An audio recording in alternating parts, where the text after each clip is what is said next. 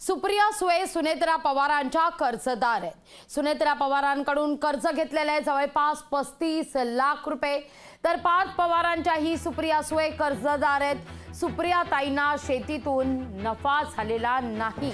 सुप्रिया सुळेंना शेतीतून उत्पन्न शून्य आहे।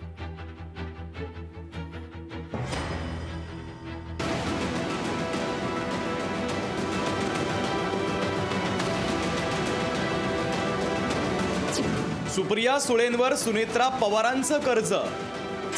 सुनेत्रा आणि पार्थ कडून घेतलं 57 लाखांचं कर्ज। सुप्रिया ताईंना शेतीतून झाला नाही नफा।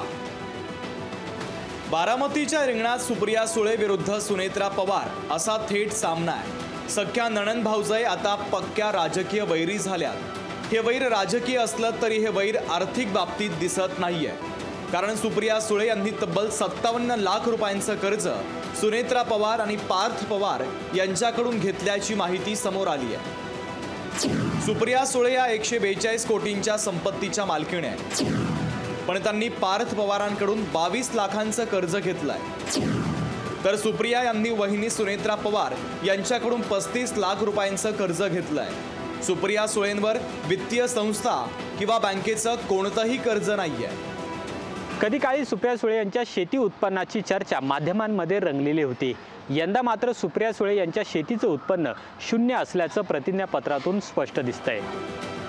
सुप्रिया सुळेंनी भाऊजाई आणि भाचा पार्थ पवार यांच्याकडून कर्ज घेतलंय, पण या कर्जाचा सुनेत्रा पवारांनी अद्यापही उल्लेख केलेला नाहीये।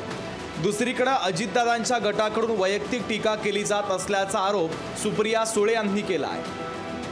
हा 15-20 वर्ष अमोलदादा आणि मी संघटनेत आम्ही एकत्र काम करतोय आणि घटस्फोट होऊन 6 महिने झालेत।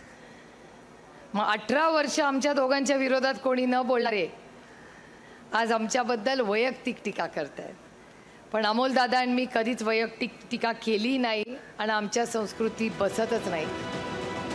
पवार कुटुंब आता दुभंगलंय, त्यामुळे सुनेत्रा पवार आणि पार्थ पवार घेतलेल्या 57 लाखांच्या कर्जाची मागणी सुप्रिया सुळे यांच्याकडे करतील का याबाबत उत्सुकता आहे। अमोल धर्माधिकारी, लोकशाही मराठी, पुणे। लोकशाही मराठी ऐका, पहा, जागरूक रहा।